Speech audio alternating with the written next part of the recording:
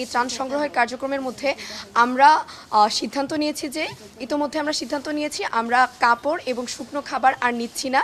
তবে আমাদের যে নগদ অর্থ সংগ্রহের প্রক্রিয়াটা সেটি আমরা চলমান রাখবো, কারণ বন্যার্তদের পুনর্বাসনের জন্য বিপুল পরিমাণ অর্থের প্রয়োজন।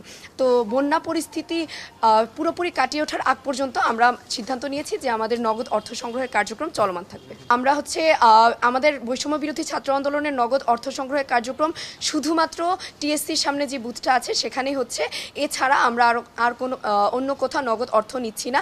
এটা ছাড়াও নগদ অর্থ টিএসসির বুথে দেওয়ার পাশাপাশি আপনারা আমাদের ব্যাংক অ্যাকাউন্ট, নগদ, তারপর রকেট, বিকাশ এই মাধ্যমে আমাদের কাছে পৌঁছাতে পারেন। এখন যেহেতু বন্যা কবলিত অঞ্চল থেকে পানি নেমে যাচ্ছে, সেহেতু সেখানে শুকনো খাবারের চেয়ে খাদ্য সামগ্রী রান্না করার যে খাবার সেটির প্রয়োজনীয়তা অনেক বেশি। আমরা ওইখানের যে মাঠের পর্যবেক্ষণ, ওইখান থেকে প্রতিনিধি যারা এখান থেকে ট্রাক নিয়ে যাচ্ছেন, প্রতিনিধিরা যখন ফিরে আসছেন তারা আমাদের মাঠের যে বর্তমান অবস্থা সেটি জানাচ্ছেন। পাশাপাশি আমাদের ত্রাণ মন্ত্রণালয় এবং সশস্ত্র বাহিনী থেকে আমরা যে খবর পাচ্ছি, যারা মাঠে কাজ করছেন তারাও জানাচ্ছেন যে এখন আসলে শুকনো খাবারের প্রয়োজনীয়তাটা সেভাবে নেই।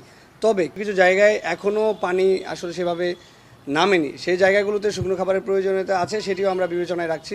আমাদের গণরান্না কর্মসূচিতে যে জিনিসগুলো আমাদের লাগবে সেটি আমরা বলছি। সেটি হচ্ছে চাল, ডাল, আলু, পেঁয়াজ, লবণ,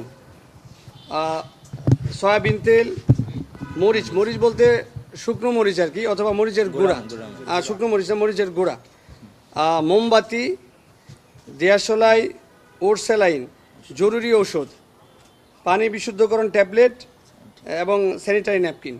এটা এখানে উল্লেখ নেই। শিশু খাদ্যের প্রয়োজনীয়তাটা অনেক বেশি।